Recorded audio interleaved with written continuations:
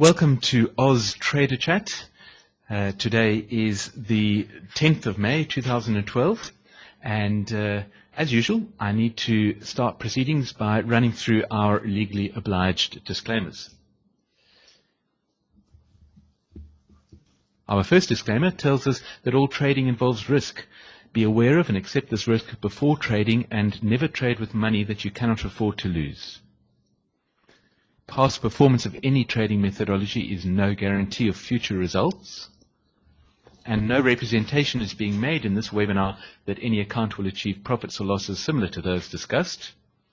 Please also be aware that all results should be considered to be hypothetical unless otherwise specified, and hypothetical performance results have many inherent limitations and, unlike an actual performance record, do not represent actual trading. A few pointers about using NetViewer for those of you who are new to Trader Chat. The best way to ask questions is to type a message into the chat window. If you cannot hear me, slide your speaker slider in the VoIP tray of your NetViewer control panel, usually on the right hand edge of your NetViewer screen. Slide that up to the right.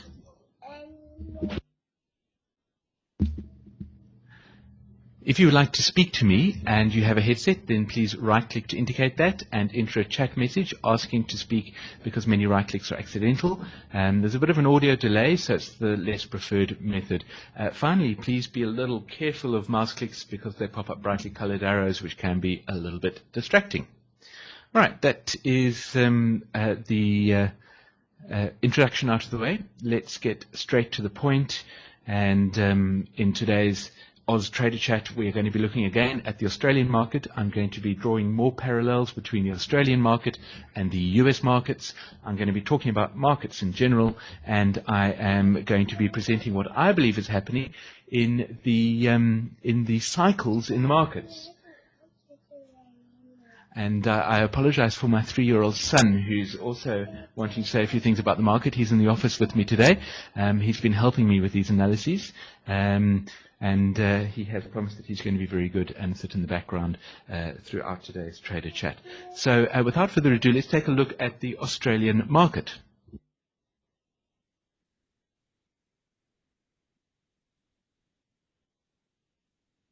Okay, here is a chart of the Australian market, and as you all know from the past 2 or 3 Oz Trader Chats, I've been working with this same analysis. I'm not going to go through too many of the details because I think most of you have been with us all the way. If you haven't been with us all the way, then you can view a recording of our previous Oz Trader Chats and you can catch up on what I believe is happening in the cycles in the Australian market at the moment. Now, just to sort of recap where we are at the moment in the market, here is a picture of what I believe has been happening since early 2009.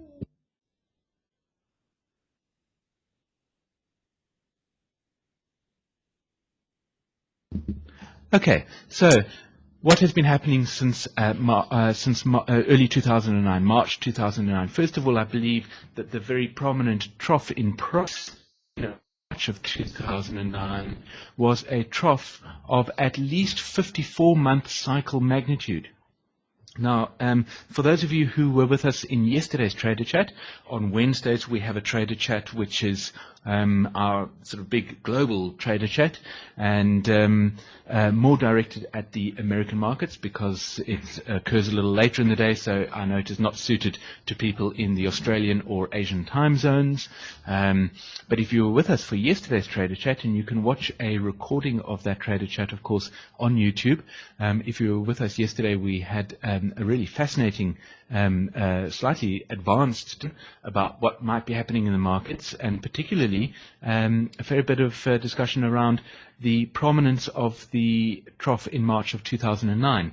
And a very experienced user of Sentient Trader, who is a very experienced Hurst cycles analyst, who lives in Canada, somebody called John Eastreich.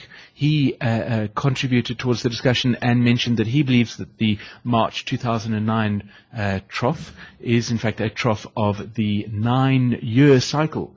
a very interesting suggestion, something that we haven't discussed in any detail previously on Trader Chats.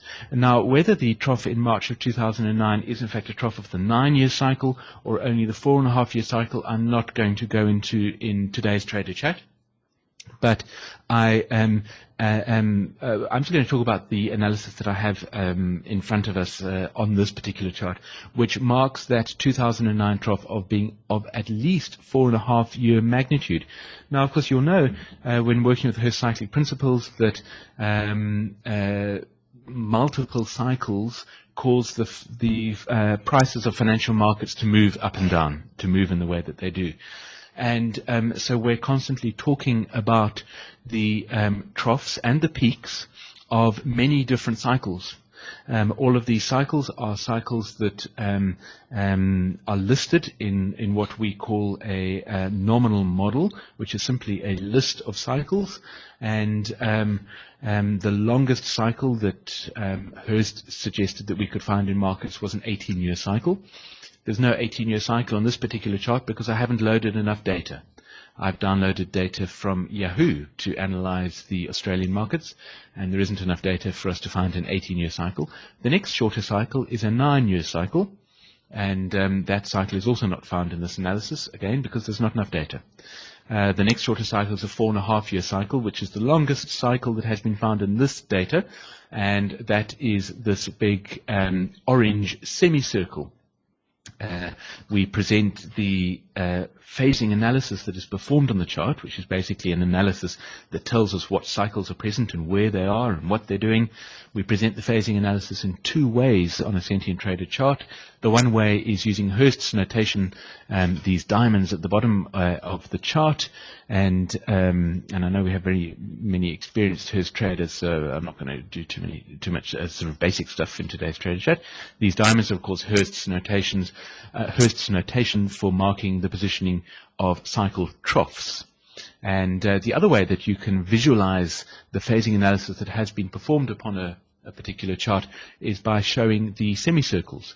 And here, of course, are the semicircles. And this big orange semicircle represents the analysis of the 4.5-year cycle, or at least where the 4.5-year cycle fits into this picture.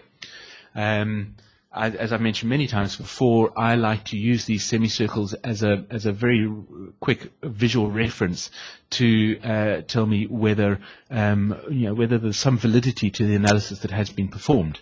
And if the semicircle tends to form either a resistance or a support line, or if price tends to sort of meander either side of the semicircle a little bit as if though the semicircle was in fact a moving average, then I use that as an indication that in fact the analysis is probably fairly good. And as you can see, I think that's exactly what's been happening over here. Certainly for the first 18-month cycle up until May of 2010, price wandered back and forth around that semicircle in a fairly nice way. Of course, in May of 2010, the price fell fairly sharply in the Australian markets, as you can see over here, and price has ever since then been sort of restrained beneath or under the 54-month cycle. I apologize if we're disturbed yet again by building noises. Our Italian landlords, it's a wonderful thing having an office in a medieval town in Italy, but it comes with some sort of maintenance work, obviously, that needs to be done on our building, which they're busy with at the moment. So I apologize if that disturbs today's trader chat. They will be finishing very shortly, taking a prolonged Italian lunch, so they'll be done with that soon. And as I mentioned in yesterday's trader chat, and have mentioned before, the specific level of the semicircle is of absolute importance. All that is important is that if price seems to be visually kind of staying close or within that semicircle, then there's an indication that that cycle is indeed active in the market. And I'll show you why the level is of no importance. If I zoom out on this chart, you will notice that the level of semicircle moves around the zoom level. Okay, so the level of circle is of absolutely no importance. So I'm presenting here the analysis that we've been discussing over the past few weeks, which is that there was a major trough in March of 2009 of 4.5-year significance. Since then, we have witnessed two 18-month cycles, which have played out.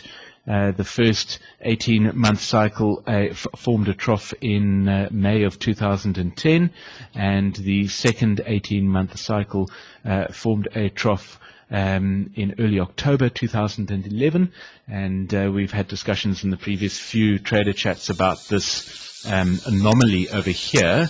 I consider it an anomaly, the very, very fast price fall in August of 2011. We won't speak about that again because I think we covered that topic to death in the previous trader chats.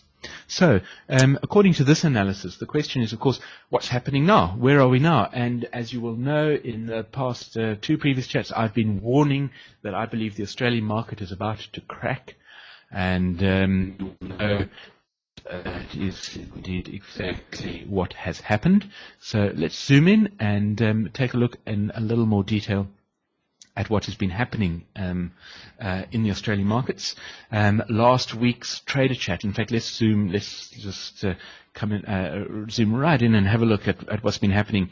This is the last month's worth of trading activity on the Australian markets. This is the ASX index, the Australian Stock Exchange index, which I've downloaded from Yahoo. And in fact, I can make this specific workspace and the data files available to you if you'd like to play around with these analyses on your own computers. To share the files with you, just let us know, and we can make the files available to you. Okay, so where are we now? Trading has closed today in Australia. I know that you have, you're all joining us probably after dinner in Australia, depending what part of Australia you're in. And so trading, of course, for the day has completed today on the 10th of May. And last week, when we did the trader chat, we were looking at everything up until, and let me just quickly draw this, we were looking at everything that had happened up until this particular day over here, Thursday last week. And I was speaking about how I believed the Australian market was due for a big crack downwards, and that is, of course, exactly what has happened in the week that has ensued. That wasn't some extraordinary flash of brilliance on my part. It was simply following standard Hurst cyclic analysis processes. Yeah, I think that does show the power of analyzing a market using Hurst's cyclic principles, so that you can really understand what's going on with the cycles. Often markets will fight against what the cycles are telling the market to do. And I think an indication of that happening is when the market tends to flatten out into a bit of a straight line. And I would like to suggest that possibly throughout April that is exactly what was happening. A sure sign of that is when price action is constrained within a very tight range. And that's what happened throughout the whole of April. Now, we know that cycles are constantly active in the markets, and cycles, of course, have a nice cyclical shape, you know, like a sine wave. And when the cycles get compressed, or at least not the cycles, when the price action of a market gets compressed into a very straight line, as happened throughout April and the first week of May in the Australian markets, then that